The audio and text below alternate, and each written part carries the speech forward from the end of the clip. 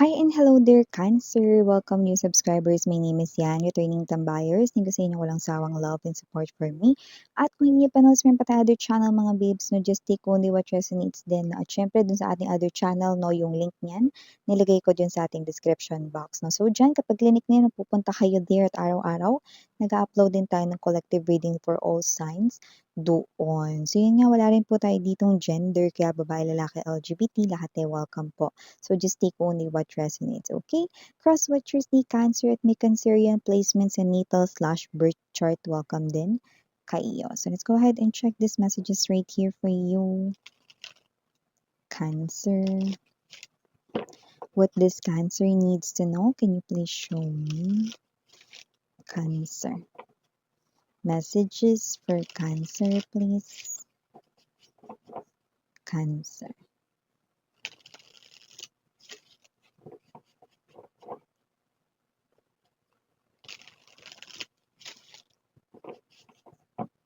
Okay, so let's go ahead and check these messages right here for you, Cancer. So, guys, you do have here the energy of 8 of fire.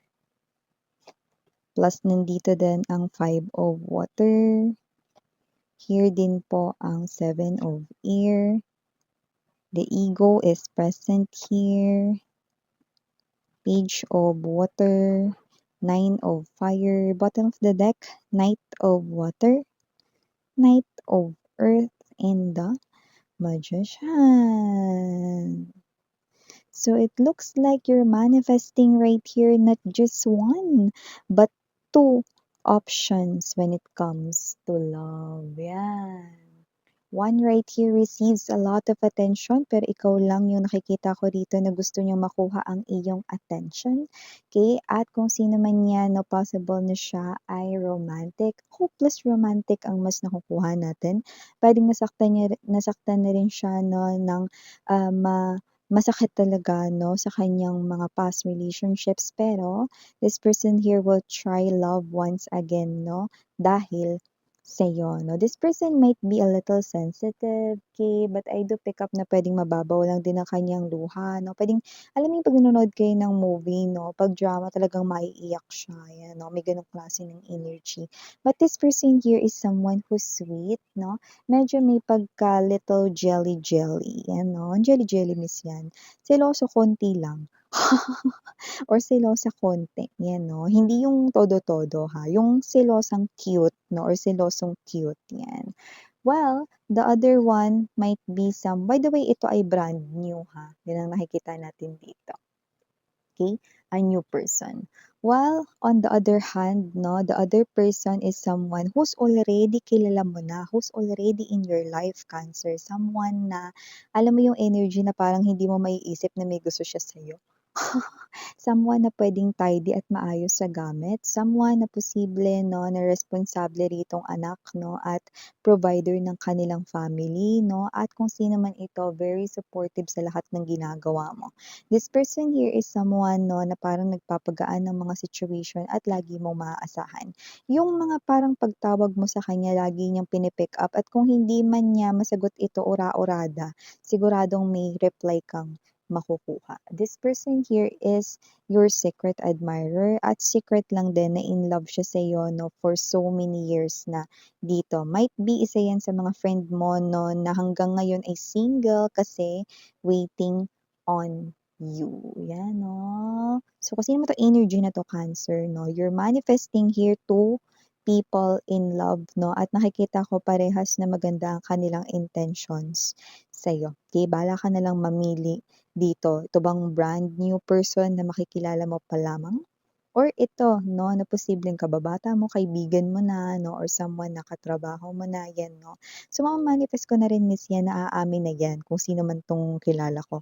Oo, okay, with the Magician card energy, no, mamamanifest mo rito, no, na aamin na siya sa'yo rito ng feelings. Yan, no. Bukod sa love, meron din tayong messages dito na iba pa.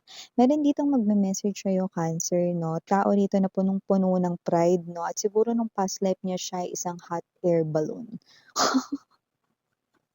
Alam niyo yun? Di ba laki ng lobo ng hot air balloon, no? Ganon kalaki yung pride at ego niya. Pero, magme-message siya sa'yo. Cancer, yun yung nakita ko dito, 'no? Dahil kung sino man 'tong energy na 'to, 'no, parang may energy siya rito na puros kamalasan yung nangyayari sa buhay niya ngayon, lalo na in terms of money, 'no? Parang may mga bagay na hindi pumapabor sa kanya. So, feeling niya kina-karma siya rito, 'no? Pero miss yan, nakokonsensya ba siya? Hmm, konti.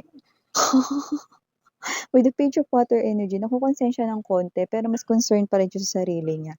Kasi ginagawa niya ito 'no, or ang paghingi ng tawad sa'yo, yun kasi yung nilalaman ng mensahe 'no, hihingi siya ng tawad sa'yo pero out of selfishness, para maalis niya dito 'no, yung sarili niya dito sa mga kamalasan 'no, na nangyayari sa life niya 'no. Pero kapag hindi sincere ang forgiveness or paghingi ng tawad, wala din yun, 'di ba? So, kung sino man 'tong energy na 'to, good luck sa kanya. This person here might block you first, pero i-a-unblock niya na kayo.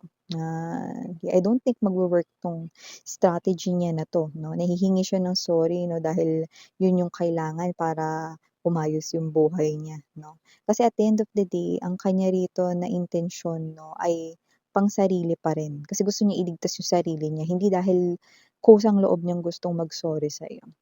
Oo, sige sabihin natin konti kasi parang may bahid naman siya rito na parang nakokonsensya siya, pero konti lang. Gaano yung konti, miss yan? 15%? 15% out of 100, yan, okey. So, maliban diyan, Cancer, nakakuha rin tayo ng energy rito 'no, na meron ditong nalulungkot, yan 'no. Pero I don't think kayo 'to.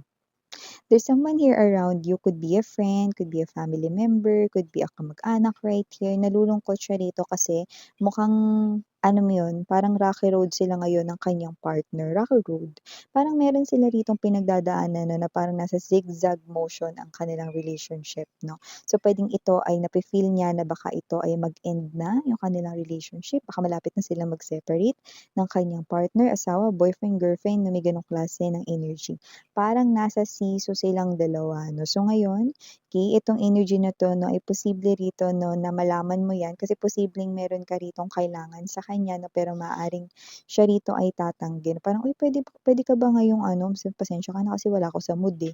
Ayan, oh, parang gano'ng klase ng energy. So nakikita ko rito na kung sino man 'to, this is someone here na malapit sa'yo. So hindi ka rito kikibit-balikat at magsasawalang kibo 'no. Nakikita kong makikinig ka at magpepresenta ka, magkukusa ka 'no na, makinig sa kanya 'no, at yun nga mabibigyan mo siya rito ng matinong advice, yan. Parang meron siyang love problem, yan 'no, at nakikita kong mabibigyan mo siya rito ng matinong advice. O yung iba sa inyo, single kayo rito pero nakikita ko rito plakado, okey?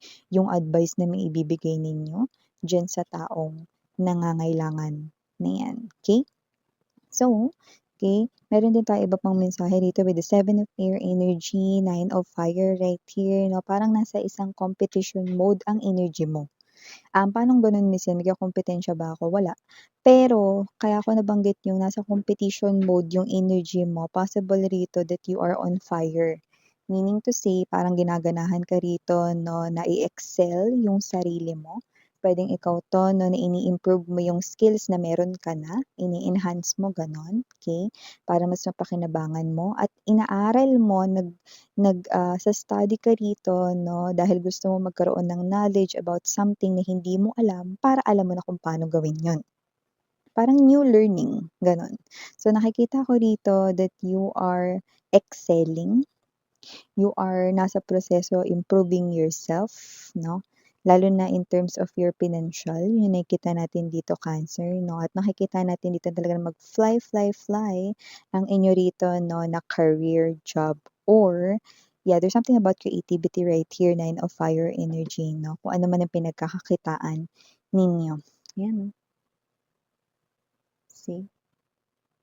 So in other words, may tagumpay dito sa kaperahan dahil sa sarili ninyong kakayanan, okay? So maliban diyan, Cancer, nakakuha rin tayo dito ng energy, mga babes 'no, na meron ditong energy na meron ba kayong ano, ex na sumakabilang bahay? asawa niyo, no boyfriend niyo, girlfriend niyo, na nakita ko rito 'no, gusto niya ng umuwi, 'yan 'no. Kasi nanawa na sa kanya rito yung third party at siya ay pinalalayas na rito, 'yan 'no. Nile-let go na siya rito ng third party kasi mukhang nakita na ng third party na yung ex mo rito ay walang kuwenta. Alam mo kung ba't ko nasabi yun? Kasi may energy yung ex mo na parang tamad siya, palamunin siya, alam mo yung parang tamad na nga siya, palamunin pa siya. Hindi pa siya naglilinis ng bahay, gano'n yung energy, yung parang wala siyang tulong, wala siyang ambag 'no. So nakita ko rito nanawa yung third party 'no, so 'yan. Kaya kung may itsura yung ex ninyo, aanhin ang itsura kung tamad. Ayan, so nakita ko rito 'no, na mapapalayas itong inyong ex dito 'no. So ba't pinakita yun, Miss, yan? Kasi lumalabas dito that with the Page of Water energy parang naging mapagmataas yung ex mo dati. Parang sinabi sa inyo mga babes na parang wala kayo sa kalingkingan ng person niya ngayon, may mga gano'n-gano'n siya rito. Pero tingnan mo naman yan, sinong wala sa kalingkingan, sinong kausap nito? 'Di ba? Kasi kung sino man 'tong energy na 'to 'no, mukhang siya yung klase ng energy pala desisyon noon 'no, tignan mo ngayon, 'yan. Magsipag ka kasi hoy. Yun yung masasabi ko sa kanya. So maliban diyan, Cancer 'no, last but not the least message natin dito na maaaring iba sa inyo, mahilig ba kayo magtanim ng halaman, baka plantito't plantito iba sa inyo. Iba naman puwedeng hindi, pero nature lover 'no, and kung sino-sino man yung mga na-pick up kong gano'ng klase ng energy na possible na para sa inyo itong sunod kong mensahe na walang kinalaman dun. Pero yun yung clue para dito sa ating next na message na sasabihin. 'Yan 'no, maaaring makatanggap ka rito 'no ng isang offer na dati nalampasan ka na niyan, okey? Kasi puwedeng meron kang ibang inaasikaso na may kinalaman din sa ganiyang offer. Kaya parang 'yan ay hinayaan mo lang na makaalpas 'no, but this time babalik yung offer na 'yan at makikita mo yung same offer na 'yan na puwedeng may kinalaman sa money 'no, na nakikita ko this time mapapansin mo at iga-grab mo 'no, and nakikita ko dito 'no, na ito yung klase ng offer na makakadagdag sa kita or pera mo. So yeah, ito yung mga messages right here for you, Cancer. Thank you so much again. I'm Yuriana on Sarangeo, Love and Light. And